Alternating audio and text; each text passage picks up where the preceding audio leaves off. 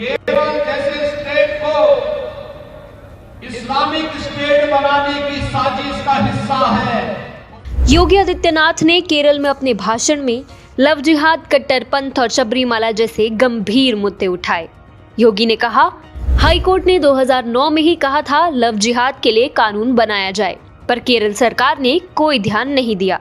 केरल में corona virus को लेकर स्थिति अभी तक काबू में न होने के लिए केरल सरकार को जिम्मेदार ठहराया। TFI पर आपका स्वागत है। मैं दीक्षा नेगी आपको बताने जा रही हूँ योगी आदित्यनाथ के केरल दौरे के बारे में, जहां उन्होंने हिंदुओं को एकजुट होने का संदेश दिया। यदि देश में कोई सनातन धर्म की महिमा को राजनीतिक रूप से पुनर्स्थापित करने में सफलतापूर्वक लगे हुए हैं, तो वो निसंदेह उत्तर प्रदेश के वर्तमान मुख्यमंत्री योगी आदित्यनाथ है।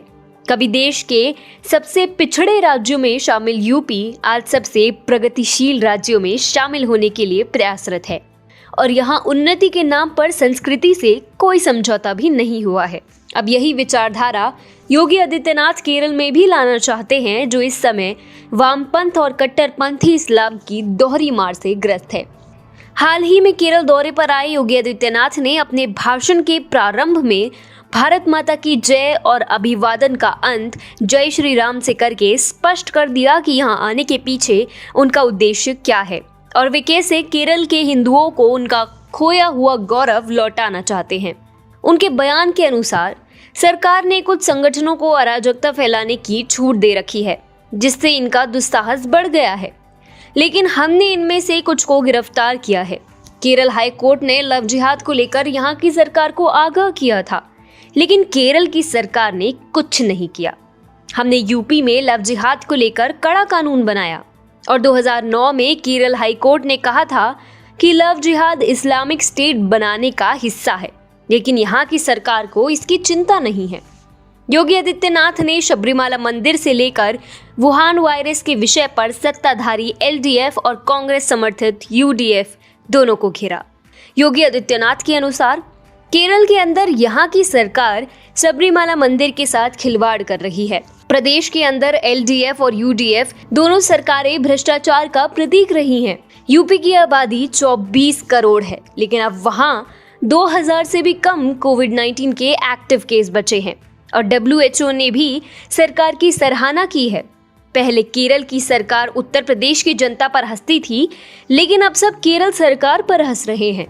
यहाँ की सरकार को जनता को हिसाब देना चाहिए। इसमें कोई दो राय नहीं कि केरल में आम हिंदुओं के लिए सर उठाकर जीना मुश्किल हो चुका है।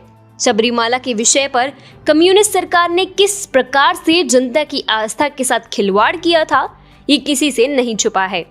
इसके अलावा केरल के मंदिरों की संपत्ति का दुरुपयोग हो या फिर धर्मनिरपेक्षता के नाम पर PFI जैसे आतंकी संगठन की अलगाववादी और उग्रवादी रैलियों को बढ़ावा देना हो, न तो सत्ताधारी LDF और न ही विपक्षी UDF इन कुरीतियों पर लगाम लगाने में सफल रही हैं। यही नहीं, केरल सरकार कट्टरपंथी इस्लाम के प्रति तो मानो आंखें मूंद कर कानों में तेल डालकर बैठी है। लव जिहाद तो छोड़िए, केरल अपने राज्य में इस्लामिक स्टेट के लिए भारी संख्या में रिक्रूटमेंट को भी रोकने में फिसड्डी सिद्ध हुआ है। इसके अलावा जिस प्रकार से केरल की सत्ताधारी LDF गठबंधन केरल के मंदिरों के वित्तीय संसाधनों का दुरुपयोग करती है, वह भी किसी से छुपा नहीं है। उदाहरण के लिए गुरुवायूर मंदिर से केरल के राजकोष को भरने का विवाद हो या फिर पद्मनाभ स्वामी मंदिर के स्वामित्व का मुद्दा हो, LDF सरकार को दोनों जगह केरल हाई कोर्ट और सुप्रीम कोर्ट से काफी खरी-खोटी भी सुननी पड़ी है।